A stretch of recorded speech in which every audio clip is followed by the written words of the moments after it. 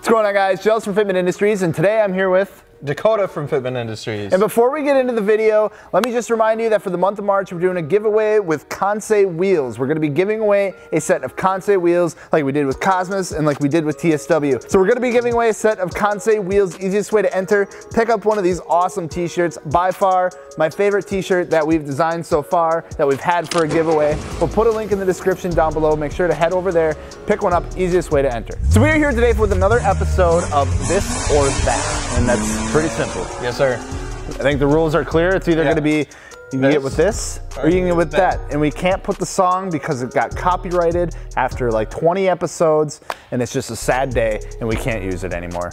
But I guess we just have to move on. And yeah, that's life. That's life. Go with the first question, I guess. All right, Greg. All right, and the first question is from Ruined Cruise.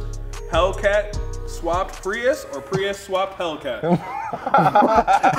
Okay, so you can have a stupid fast Prius or a stupid slow Hellcat. That gets good gas mileage. That gets good gas mileage.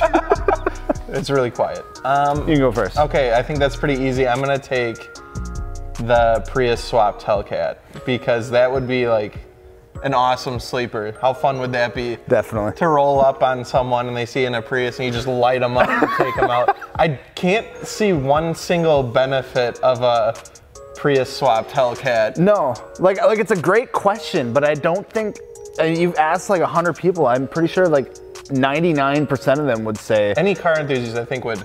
Yeah, say a Hellcat swap Prius, because that just sounds other than like just to see the looks on people's faces when you're like, yeah, I swapped a Prius motor into my Hellcat. And everyone would be like, what? Wait, what? That would be kind of fun, but I still think I'm gonna, Yeah, I'd have to agree. I would definitely go with a Hellcat swapped Prius. A 707 horsepower Prius, that sounds pretty insane. Heck yeah. Question number 2 is from Michael Stinjam. 6 hours doing your own car repair, 7 money, or pay a shop and have it done in 2 hours? Oof.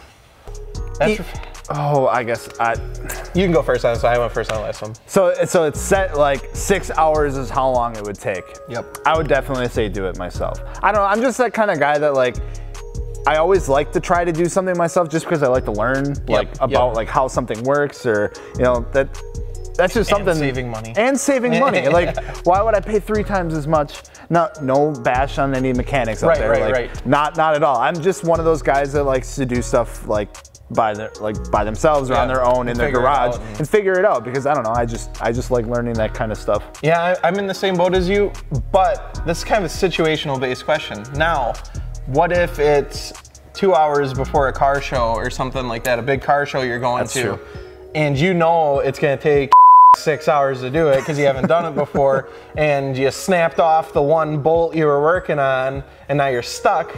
So in the right situation, I'd pay a shop to do it. Overall, if it was in general, I would totally do it myself because I'm like you said, I like to experiment, learn, you know, work on my own car, figure it out. But in the right situation, I guess I would also. Yeah, definitely. Pay a shop to do it. All right, and question number 3 is from Biggish. Drift or time attack? Drift or time attack?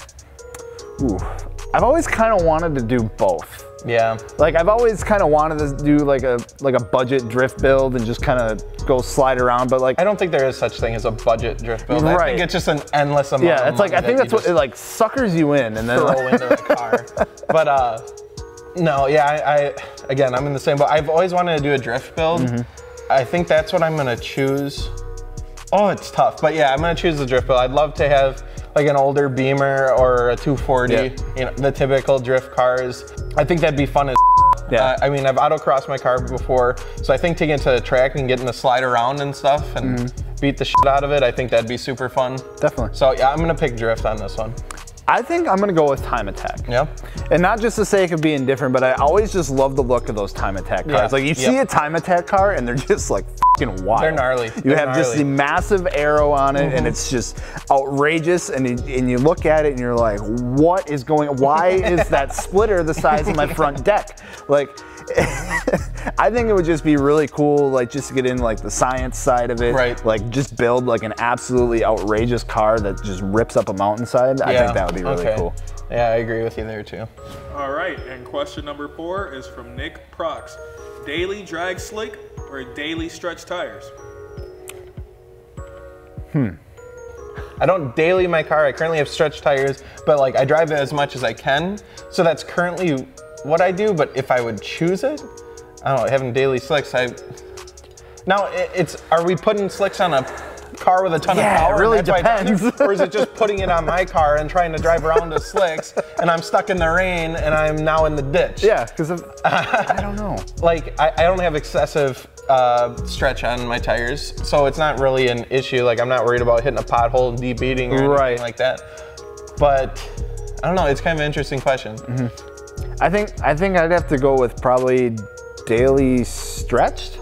Just because like if you're gonna daily it, it's gonna be in the rain and stuff like that. I feel like your drag slicks are gonna be a hell of a lot worse in the rain. Well, they're not even gonna be beneficial than a freaking nan. And your slick's gonna be expensive. Yeah. And stretching. Yeah, you're gonna burn through them a lot faster than you would a stretch. I mean, unless we're talking like a crazy stretch and we have this much barrel showing on, then I'd be a little nervous. So. Yeah, I guess it's a very like conditional. Yeah, but I'll just say stretch tire. Yeah, I'll say stretch too, overall. Yeah. Question 5 is from Marcelo Mori.